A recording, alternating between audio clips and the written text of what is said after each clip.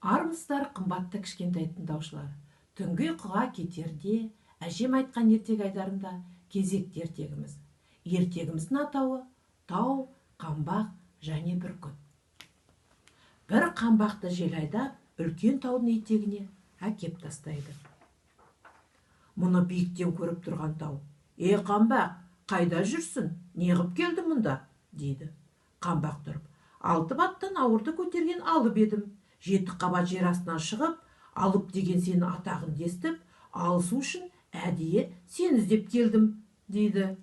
Тау бұған жымиып күледі. Сол кезде құйын соғып, қамбақты дедектен бойы аспанға алып ұшады. Аспаннан қайта жерге әкеліп, ары бері аунатады. Ойға, қырға домалатады. Ақыр аяғы өлдім талдым дегенде, тау қиясындағы өскен бір шоқ тобылғының басына іліп тастап, жайына жүріп кетеді.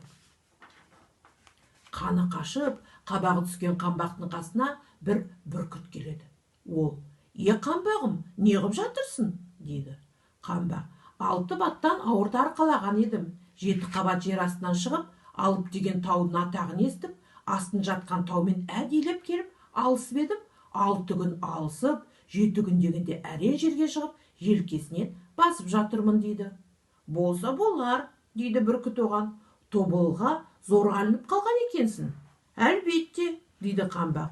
"Одан басқа қолайлы жер болмаған соң, тобылғысынан ұстап жатқаным ғой." Сол кезде қой құйын тағы соғып, қамбақты тағы да дедектете жөнеледі. Бүркіт тұрып: Батыр, қайда барасың? Тауды тастап, тұрып кетпей ме ол енді орнынан?" дейді.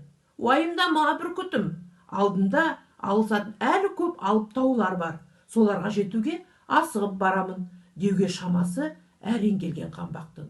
Құйынмен бірге құлдырап ұшып кете барады. Артынан күліп, бүркіт пен тау қалады. Ертегіні мұқият тыңдаушыларға жасырын сұрағымыз бар. Сұрақ: қамбақ неге ілініп қалады?